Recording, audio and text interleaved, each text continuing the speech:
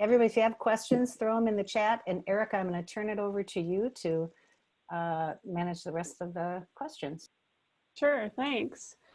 First of all, thanks for the very supportive chat. There's a lot of great resources being thrown out. There's a question about how to get funding for caregiving, and so, like, the question was already answered in the chat, so there's a lot of people adding some support stuff in here, so that's great. I think one question we'll start with here, I think we have time for a few. Bonnie asked a question about working with virtual communication and contacting people, and then a follow-up about working with deaf persons and reading lips. So I'm just curious for you caregivers out there, what experiences have you had with in the past, and also shifting with meeting those needs of people? Does anyone want to start?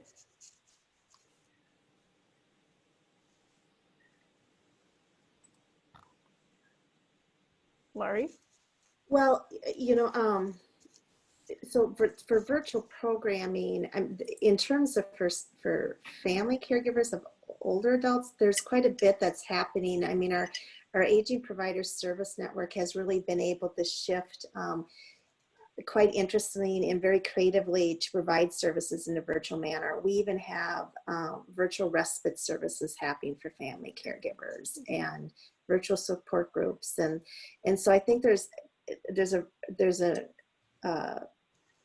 a lot of virtual programming that is happening, and for family caregivers, it's been very interesting because that hasn't been something that's been offered a lot in the past. And what we're hearing from caregivers, especially, for example, with support groups, is that, and for respite, that having the virtual respite has been beneficial to them, because a lot of their own stress is just getting their family member ready to go to adult daycare or to a group respite setting.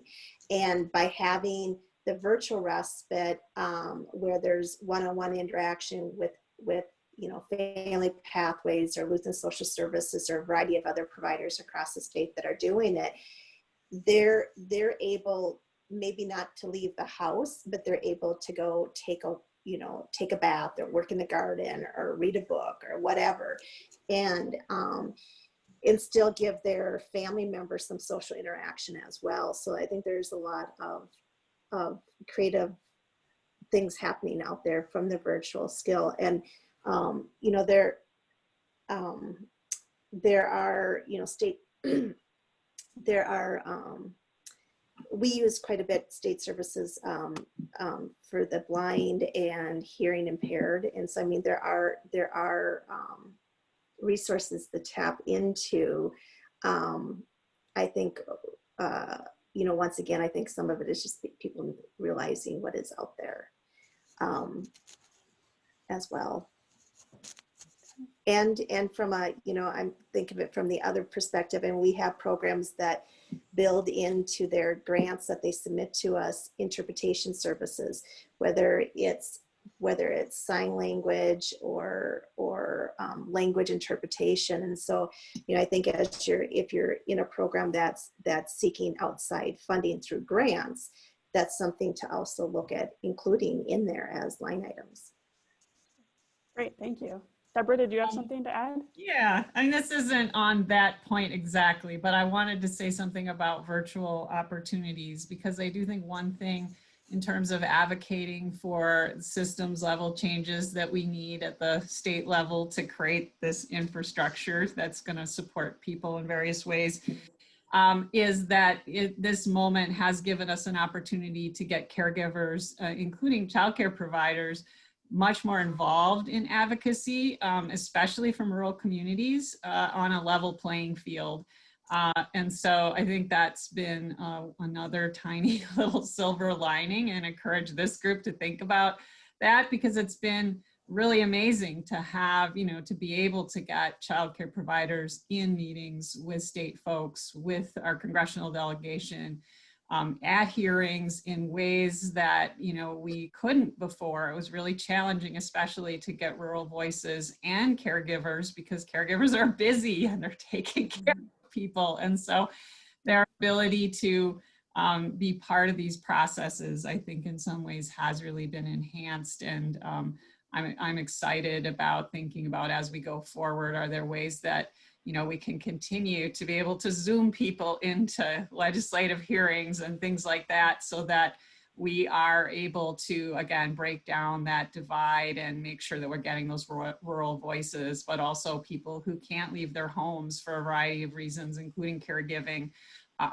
able to be part of the process. So. Great, thank you. Off of that a little bit, I was wondering if anyone had anything to say about the best ways to, we've already talked about this a little bit, some of you have, but the best ways to support you all in your work. I think all of you are doing incredible work to support caregivers, and some of you are caregivers yourselves. But what are the best ways the general public in general can start to be better involved in what you're doing? What do you wish people knew to help support you? Does anyone want to go first? Mary? Sure. Yeah, I think that like in our program, when there are things like Nancy Joseph's on this call, and she's from West Central Initiative, and she passes along a lot of legislation things, and so do the rest of the directors in our region. We have a really tight-knit group.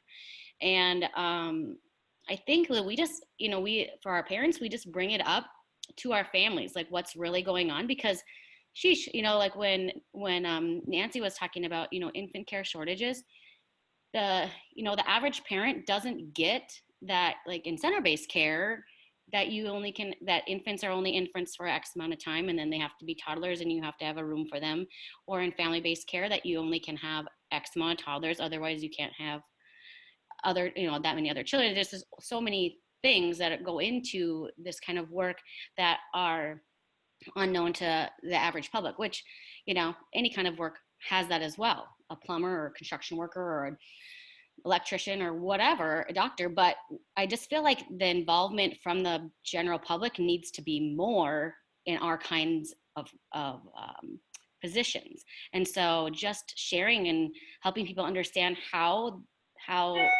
the structure is set up and why you have to make the choices that you are currently, and what you can do to maybe make the choices easier down the road. So I think transparency, and then just an education to the people that are want to support you. Great, thank you. That's a great answer. Did anyone want to add to that? Debra?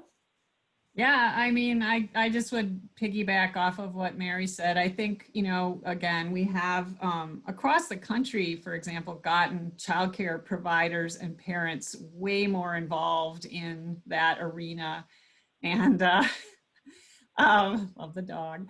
And it's made a difference. You know, it's making a huge difference. We now have bipartisan support at the federal level for significant investments in childcare. And that really is due to the fact that childcare providers and parents have really stepped up and said, hey, this is important to us and we need this. And so, you know, again, this is an active group, so you probably don't need to hear how much your voice matters, but I think it really, really, really, really, really does. And I think another thing I would just say is we're in the middle of an election season. And I'm not going to get partisan here. This is a nonpartisan effort, but you need to ask these questions of candidates. What are you going to do to support caregivers? What are you going to do to support childcare? What are you going to do to make sure that people don't go broke when they have to take a medical leave or care for their aging parent? So I just encourage you to, again, whenever you're interacting with or talking to people who are going to be in these positions of authority and power, making it known that these issues matter to you, because we do really have this challenge of people thinking this is a responsibility of individual families, and it is to some extent, but they need help. And we also know there's a public good element to this care. And so really deserves that public support, and we need to make sure that they're hearing that from constituents, how much it matters.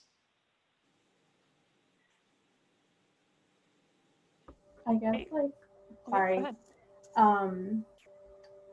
you know, they're in Worthington. I mean, I can only speak here because I've, you know, experienced it here, but in the school district, since COVID hit, there has been many children who have had to stay at home alone, you know, under the age of even 11, because parents have to work.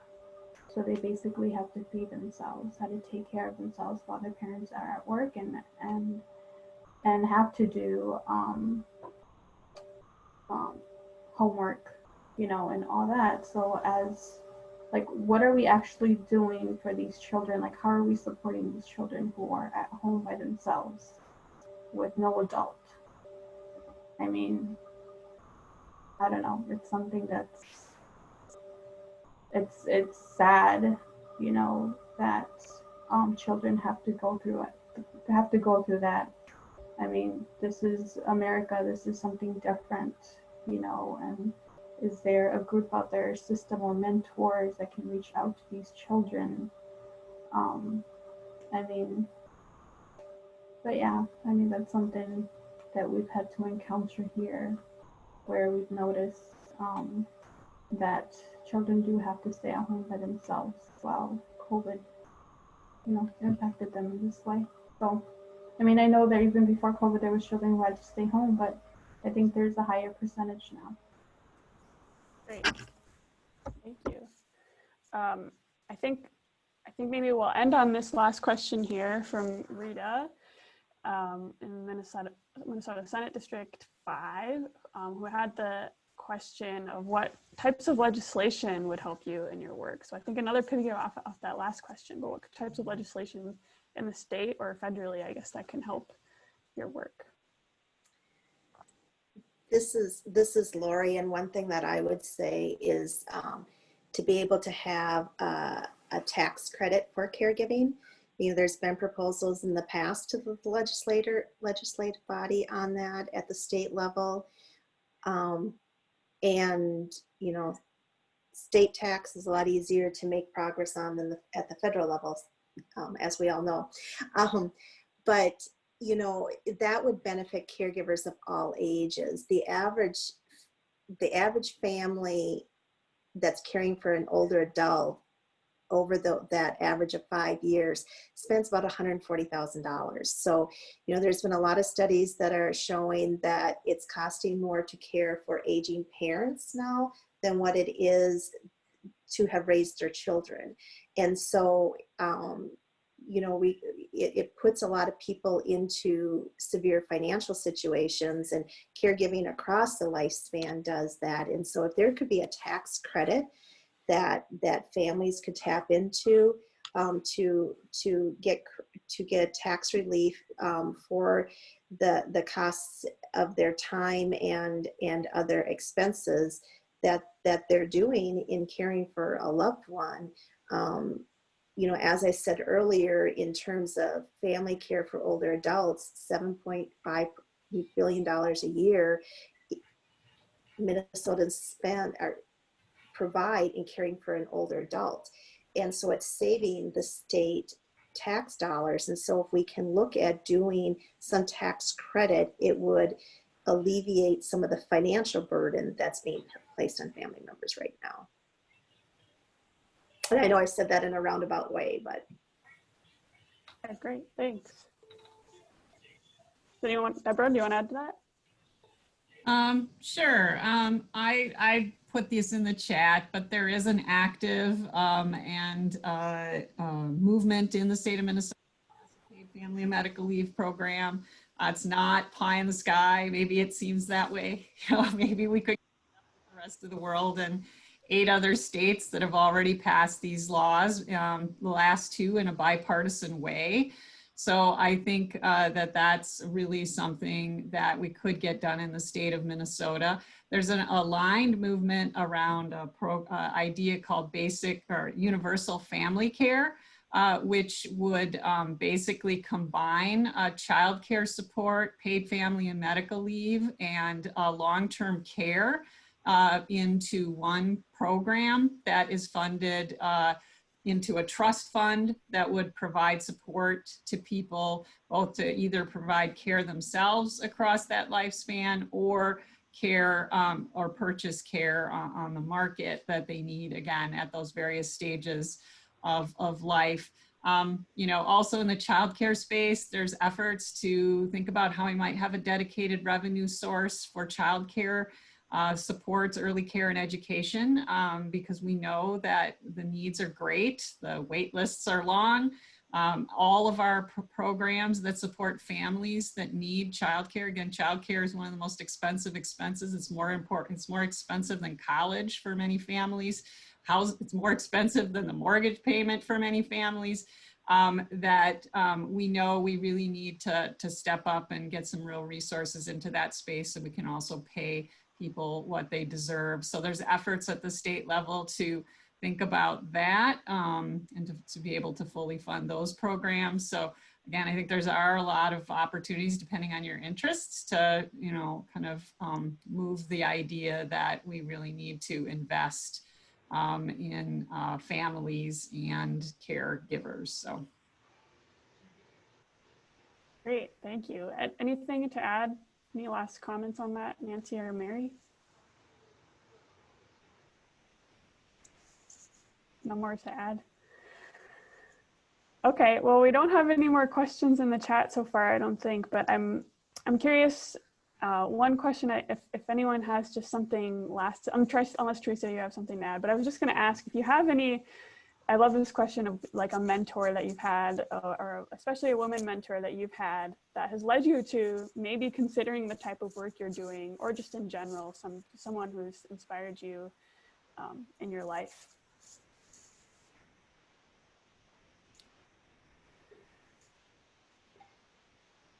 Does anyone want to answer first? All right, I'll go. My high school journalism teacher gave me a $400, I don't know what you want to call it, scholarship to come to the University of Minnesota. I grew up in Wisconsin.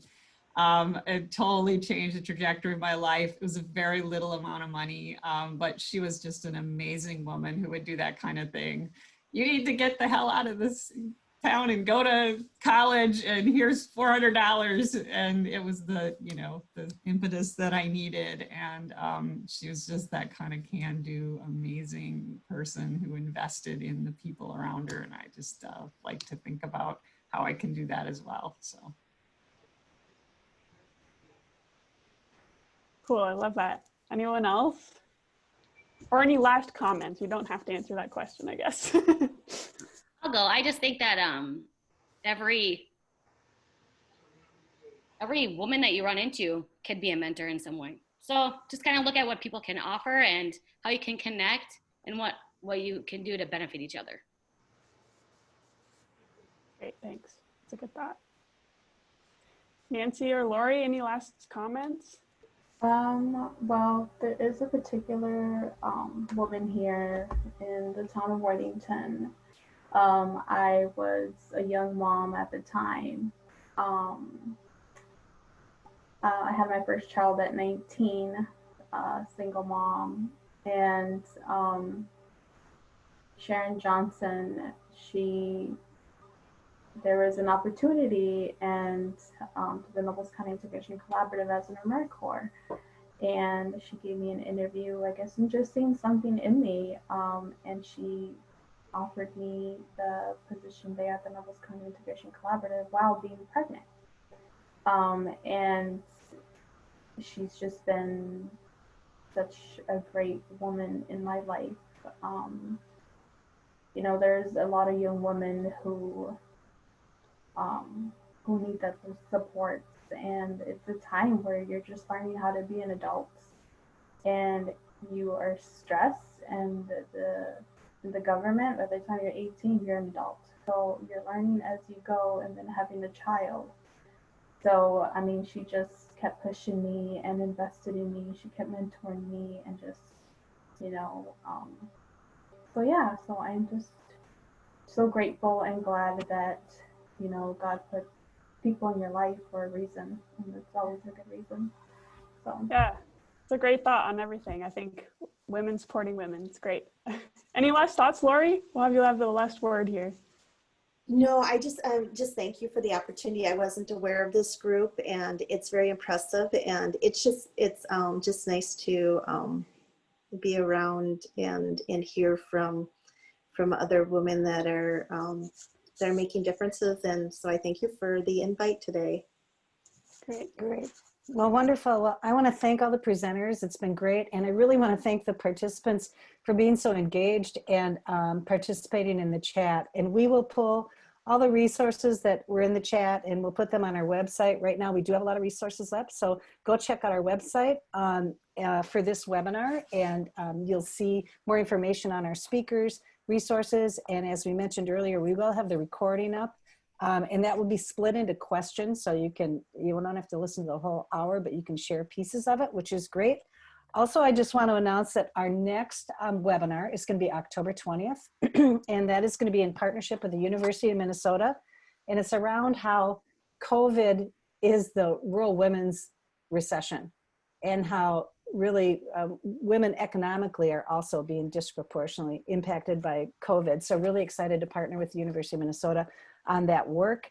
And just want to let you know too that we will be following up from this webinar with social media and just letting people know about what we talked about today. And it was so information rich. And please follow us on social media. We try and share information that hopefully is valuable to rural women. We will have a survey coming out. We will have a follow-up email that gives all of our links and a survey, so we can learn too, how can we add value? You know, what are some issues and topics you're interested in? And we also want to know, who are those women out in rural that are doing incredible work or working in rural that we can lift up as presenters. So again, thank you so much for the presenters today. You guys were amazing.